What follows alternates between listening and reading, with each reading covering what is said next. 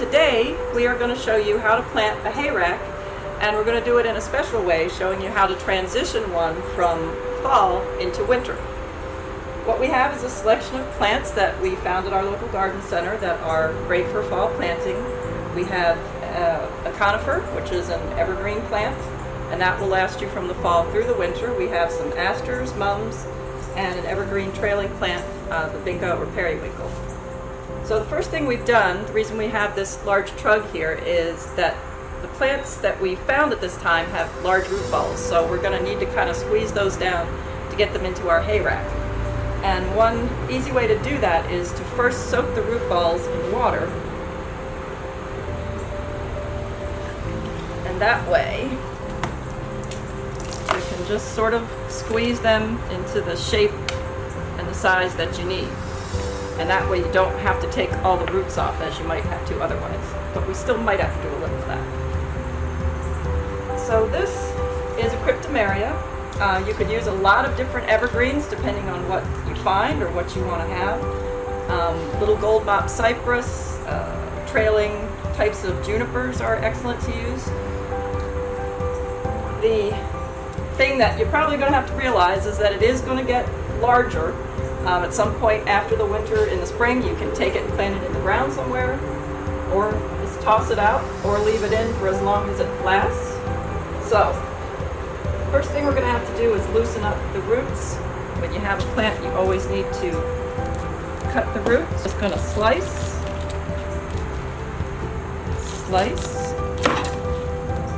just like a cake.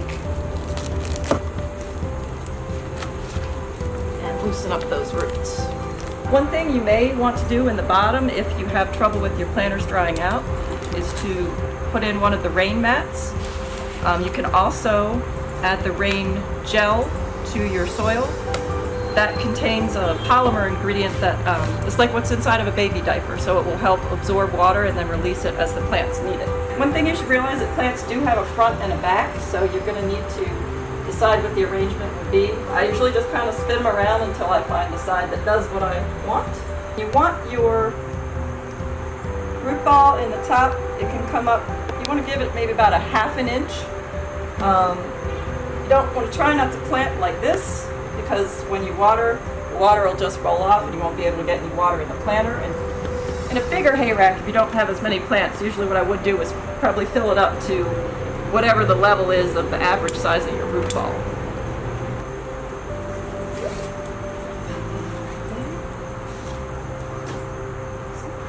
Now we have a great big old aster. Alright, and then the last element would be your trailing plants, especially where you can do some magic with the root balls. There.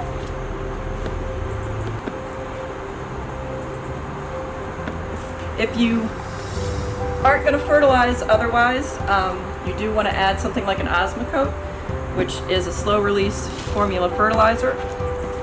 Just follow the directions and you're going to add just about a tablespoon or so really, and you're just going to sprinkle it in before you put in the rest of your potting mix.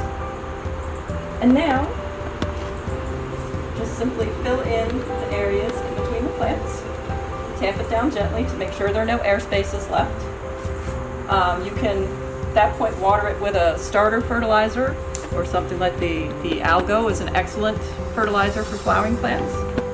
And that's pretty much it. So now you are all set for fall. You can have your party tomorrow, and we're good to go. And now we can show you, once that party's over and you're going to have a Christmas party, we can show you how to decorate this for the holidays.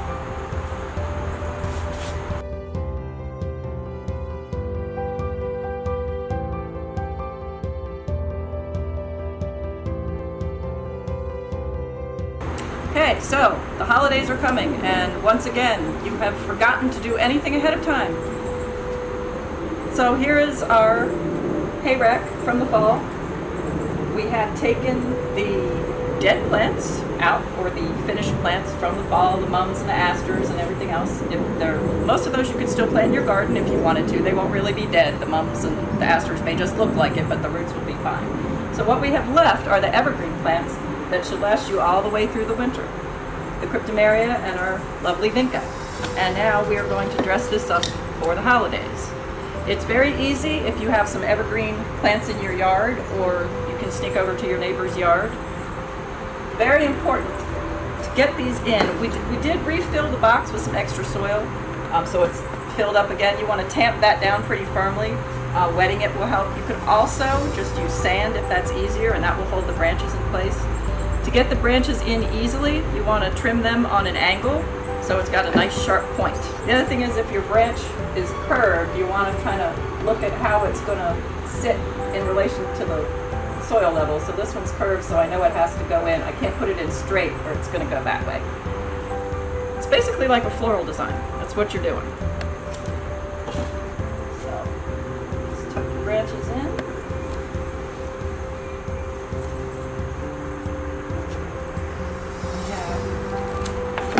This one here that we've already attached an ornament to, because you can also do that.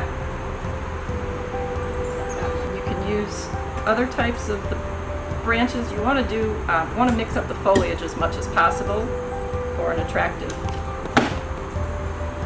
arrangement. And you'll find generally you want in the center the branches to go up, and then along the sides you want to have the ones that sort of curve down.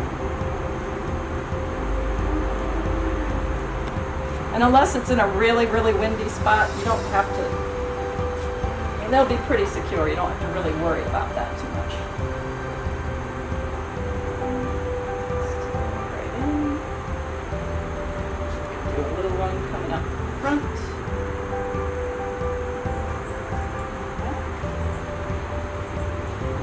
See, it's already pretty.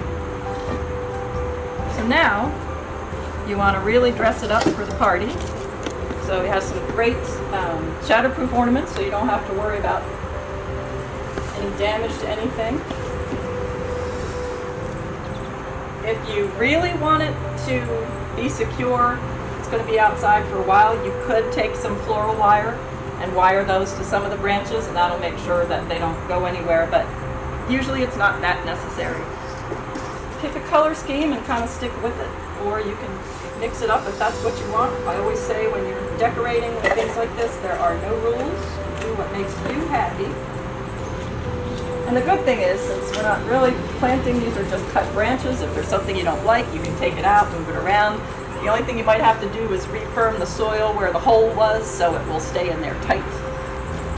You can even put some little ornaments in the front if you want. You can attach them to one of the little branches. Just tuck that down in the soil. I'll put that one in the front maybe. You can even add some ones into the little trailing plants. Just hang them right over the side on a hook.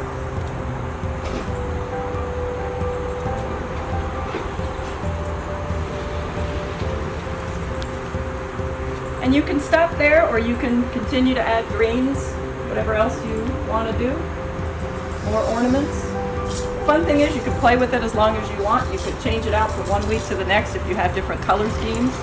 So it's kind of fun to play with. Fun, easy, and all. You can use them again next year. So there you are. Merry Christmas.